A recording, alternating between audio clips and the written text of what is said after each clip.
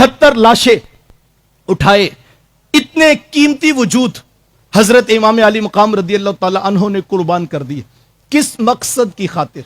जब भी दो में से एक चीज का इंतखाब किया जाता है तो इंसान जो कीमती शय होती है उसको बचा लेता है। यजीद कहता था मेरी बैत कर लो, मैं सबको छोड़ देता हूं। हुसैन इब्न अली रदी अल्लाह ताला को उसने कहा अगर बैत नहीं करते तो मैदान में आ जाओ, हम किसी को माफ नहीं करेंगे। और नंगी तलवारें चमक रही हैं, ऑप्शन मौजूद है, या जान बचा लो या फिर नाना का दीन बचा लो। हमने उसूल दुनिया यही देखा है, दो में से एक का इंतखाब करना हो, कीमती शय को बचाया जाता है।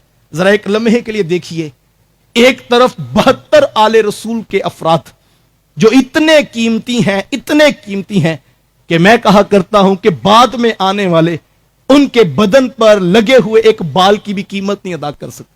इतने कीमती हैं आले रसूल यार, जिनका एक बाल इतना कीमती है, उनका पूरा वजूद कितना कीमती होगा, फिर वो 72 लोग कितने कीमती होंगे। पूरी कायनात आलम का उस दौर का हुस्न शबाब करबला के तपते हुए रेगजार में, कीमती तरीन नफूस करबला में हुसैन इब्न अली रदियल्लाहु ताला अन्हु को कहा जाता है यजीद की बैत कर लो वरना सबको शहीद कर देंगे, सबको काट के रख देंगे, ज़बा कर देंगे।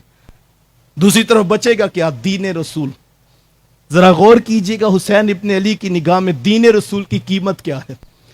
कहा 72 लोग कट जाए कोई परवाह नहीं, लेकिन नाना के दीन का हरफ हरफ बचाना है। देखो आधा दीन तो यजीद के पास भी था, दावेदार तो वो था कि मैं मुसलमान हूं, लेकिन दीन के अंदर अपनी मनमानी करना चाहता था।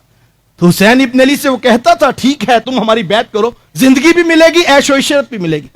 लेकिन हुसैन इब्न अली रदियल्लाहु ताला अन्हु कहते थे ऐसे नहीं हो सकता, 72 लोग बचे ना बचे, नाना के दीन का हरफ हरफ बचा के उम्मत तक पहुंचाना है।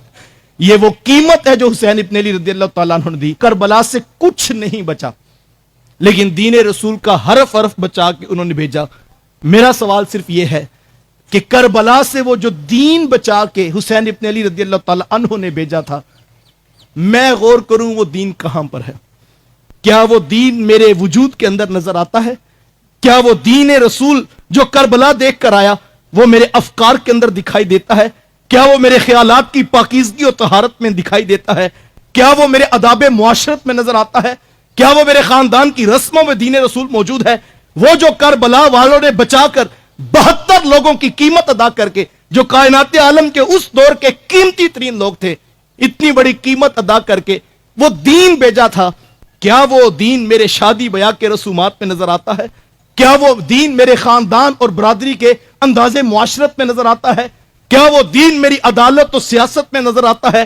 क्या वो दीन जो है वो मेरी तिजारत में, मेरे ताजिर की दुकान पे नजर आता है? अगर तो साहिब आता है तो फिर मुझे और आपको मुबारक हो कि वो जो बचाना चाहते थे वो आज भी हमारे पास मौजूद है। लेकिन अगर ऐसा नहीं है तो फिर अगर करबला वालों ने पूछ लिया कि हमने तो 72 लोग कटवाकर 6-6 माह के बच्चे लुटाकर तुम्हारे तक दीन रसूल पहुंचाया था, तुम बताओ तुमने उस दीन रसूल के साथ क्या किया था? मैं अपने अंदर उतरूं, आप अपना मुहासबा कीजिए। सिर्फ एक दिन नहीं, सिर्फ एक महफिल नहीं, सारी जिंदगी हुसैन इब्न अली के मिशन पे लगा दो, सर से लेकर पांव तक, सुबह से लेकर शाम तक। मैं और आप मुहासबा करें और उनके पैगाम मोहब्बत के साथ, उस दीन के साथ वफा करें, तो फिर हुसैन इब्न अली के नाम के साथ वफा है। और अगर हम ये करने के लिए तैयार नहीं, हम जो है वो पानी की सबील लगाने के लिए तैयार हैं, हम जो है वो रोड पे खड़े होकर उनके नाम का लंगर बांटने के लिए तैयार हैं, ये काम बाइस से बरकत अपनी जगह पर, इसका इनकार नहीं। लेकिन मैं सिर्फ ये कहता हूं यार कि अगर आप सिर्फ पानी की सबील लगा लेना ही हक हुसैनियत समझते हैं, तो मुझे बताओ जिनके नाम की नहरें जन्नतुल फिरदौस में चल रही हो, क्या उनको हमारे और आपके पानी बांटने की कोई हाजत हो सकती है? जिनके नाम का सदका कायनात आलम में बांटा जा रहा हो, उनको मेरे और आपके देख बांटने की कोई हाजत हो सकती है? यह मकसद तो नहीं था। मकसद तो यह था कि नाना के दीन की बका जो है वो हर सूरत में लाजिम है, और हुसैन इब्न अली ने वो दीन बचाकर हमें दिया। मैं अगर उस दीन के साथ खड़ा हूं, आप उस दीन के साथ खड़े हैं, अपनी औलादों के साथ इस मिशन के लिए खड़े हैं, तो फिर वाकई हम हुसैन इब्न अली रदी अल्लाह ताला अन्हु के पैगाम के साथ वफा कर रहे हैं। और अगर ये नहीं बाकी सब कुछ है तो फिर पास कुछ भी नहीं है।